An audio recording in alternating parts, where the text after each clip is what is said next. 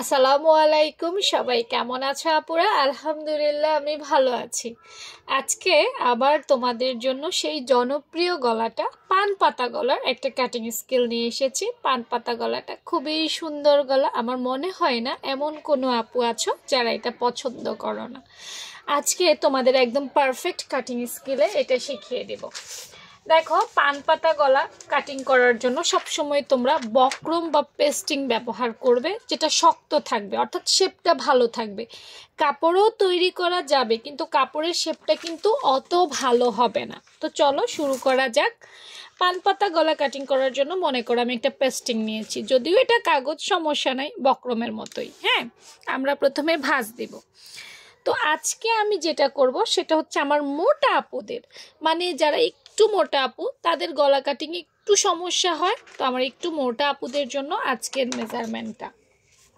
চলো, আজকে আমি আমার 44 সাইজের, যেসব একটু মোটা টাইপের আপু আছো, বেশি মোটা না, 44 সাইজের আপুরা একটু মোটা, হ্যাঁ, তাদের জন্যই একটা গলার মেজারমেন্ট দিব। এটা তোমরা চাইলে ব্লাউজে দিতে পারবে, এটা চাইলে তোমরা কামিজে দিতে পারবে, এটা চাইলে এই মাপটা যে কোনো একটা ডিজাইনার ড্রেসের মধ্যে তোমরা কিন্তু খুব সুন্দরে দিতে পারবে।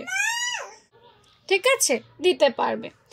এখন দেখো, আমরা প্রথমেই পান পাতা গলাটার জন্য আমরা প্রথমে মেজারমেন্ট নিব, মূল মেজারমেন্ট নিব। কতটুকু নিবে দেখো, মূল মেজারমেন্ট। দেখো, এই গলার মেজারমেন্ট নেওয়ার ক্ষেত্রে কিন্তু খুব সাবধানতা অবলম্বন করতে হবে।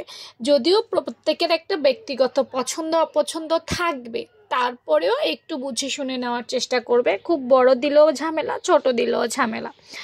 আমি এখানে আজকের মেজারমেন্টটা দিব, দেখো 3.5। এখানে আমি 3.5 পুরো দিব না, 3.5 থেকে 1 সুতা পরিমাণ একটু কম দিব। ঠিক আছে, 1 সুতা পরিমাণ। এই দেখো এখানে 3, এটা 3.5, 1 সুতা পরিমাণ কম দিব। এখানেও 3, 3.5 থেকে 1 সুতা পরিমাণ কম দিয়ে আমি একটা মার্ক করে নিব, যাতে আমার সুবিধা হয়। এই দেখো করে নিলাম। এটা তো আমার পাশের মাপ হয়ে গেল। এবার আমি যেটা করব, লম্বার মাপ নেব। তো 44 সাইজ আপুদের জন্য একটু লম্বাটা বুঝে শুনে নিতে হবে। 7 ইঞ্চি নেব 44 সাইজের জন্য।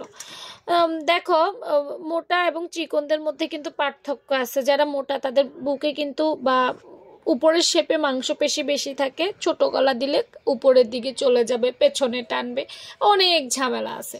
আচ্ছা, মূল কিন্তু হয়ে গেল, তাই না? এখন এই ড্রয়িংটা করব। আচ্ছা, আমরা চাইলেই কি এই ড্রয়িংটা হয় আমাদের পারফেক্ট? না, আমরা চাইলেই কিন্তু আমাদের এই ড্রয়িংটা পারফেক্ট হয় না।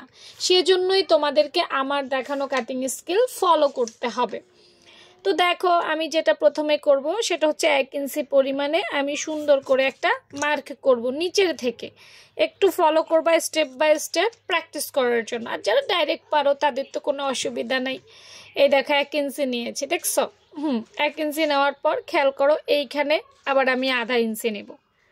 হ্যাঁ, এগুলো কেন জানো? এগুলো একটু সুন্দর একটা শেপ তোলার জন্য, আর কিছুই না। এরপর এখান থেকে আমরা সুন্দর করে এইখানে একটা শেপ তুলবো।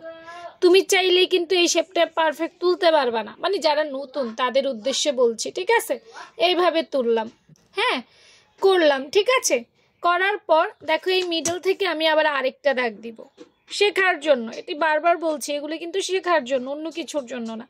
হ্যাঁ, এখান থেকে আরেকটা মাপ দিব। এখান থেকে আমি যেটা করব, দেখো এই যে 2.5 ইঞ্চি, 2.5 ইঞ্চি না, 2.5 ইঞ্চি 1 সুতা, এই 2.5 ইঞ্চির পরে 1 সুতা, দেখতে পেয়েছো? মানে 5 সুতা আর কি, 2 ইঞ্চি 5 সুতা যেটাকে বলে। এখানে আবার আমি আরেকটা মার্ক করব। এটা কেন করব? এই শেপটা এখান থেকে এখানে তুলছি, আবার এখান থেকে এটা এখানে তোলার জন্য। বুঝতে পারছো? তুমি ডিরেক্ট টান দিলে কিন্তু এত সুন্দর হবে না। ওকে, এরপর গেল। এরপর দেখো এখান থেকে আমি এখান থেকেও খেয়াল করো কতটুকু নিব। প্রত্যেকটা ইঞ্চি মেপে মেপে কিন্তু আমি পারফেক্ট করেছি। হ্যাঁ, তো তোমরা এগুলো একটু দেখবা। এখানে 3 ইঞ্চি না, 3 ইঞ্চি না দিয়ে 3 ইঞ্চি থেকে 1 সুতা কম দিবা, ব্যাস। এখন এখান থেকে আবার এটাকে ঘুরিয়ে এখানে তুলে দিবা। প্রত্যেকটা ইঞ্চি দেখো, আমার ভিডিও চালিয়ে রেখে প্র্যাকটিস করতে পারো। 2-1 বার প্র্যাকটিস করলেই দেখবে হয়ে যাবে। কোনো কিছু পারফেক্টভাবে শিখতে যাও, কিন্তু পারফেক্ট কাটিং স্কিল জানো না, তাহলে কিভাবে হলো বলো?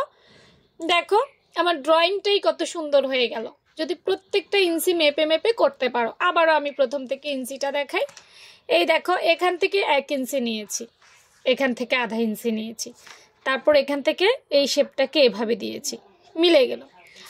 আবার মিডল থেকে করলাম, মিডল থেকে কি করলাম দেখো, মিডল থেকে এখানে 2.5 ইঞ্চি না দিয়ে 2.5 ইঞ্চি থেকে 1 সুতা বাড়িয়ে দিলাম। দেখো এখান থেকে আবার এটা টেনে এখানে আনলাম, ঠিক আছে।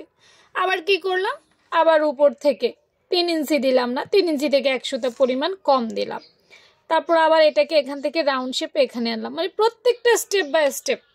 এখন আসো, এই যে প্রত্যেকটা জিনিস স্টেপ বাই স্টেপ নিলাম, এর ফলে কি হবে, পারফেক্ট হবে কিনা চলো আমরা কাটিং করে দেখি। তার আগে আমরা আবার আমাদের ছবিটা দেখি, যতটা সুন্দর ড্রয়িং হয়েছে ততটা সুন্দর কাটিং হয়েছে কিনা। যদি ততটা সুন্দর কাটিং হয়, অনেকে বলো না আপু প্লিজ পারফেক্ট শিখতে চাই, আমরা পারি, বাসায় বসে বসে পারি, কিন্তু অত সুন্দর হয় না, বাজারের মতো কাজ হয় না, বা এমন হয় না, একটু টিপস দাও। দেখো এই টিপসগুলো তোমাদের তো আমি ফ্রিতে দিচ্ছি, তারপরেও তোমরা শিখতেছো না, কি করব বলো। যারা পুরো ক্লাস দেখবা কমেন্ট করে যাবা যে কারা পুরো ক্লাস দেখছো, তাহলেই বুঝতে পারবো তোমাদের শেখার আগ্রহ আছে। হ্যাঁ, অবশ্যই পুরো ক্লাস দেখবা। আচ্ছা বিসমিল্লাহ বলে এবার খুলি, দেখি কেমন হয়েছে আমার পারফেক্ট কাটিং স্কিল। এই যে পান পাতা গলা, এখন তোমরাই বলবা যে গলাটা কেমন হয়েছে, এবং চাইলে তোমরা এটা বসে প্র্যাকটিস করতে পারো, প্র্যাকটিস করে আমাকে দেখাইতে পারো, ঠিক আছে, আমার গ্রুপে পোস্ট করতে পারো। এই যে আমাদের পান পাতা গলার পারফেক্ট কাটিং স্কিল।